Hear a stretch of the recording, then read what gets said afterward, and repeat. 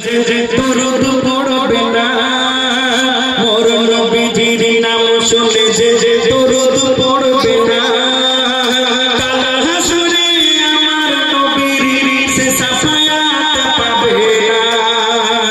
যে ছেলেরা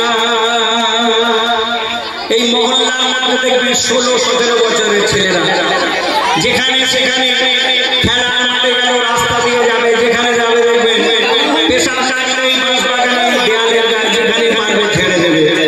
ম্যাক্সিমাম ছেলেরা দেখবেন পানি নেবে।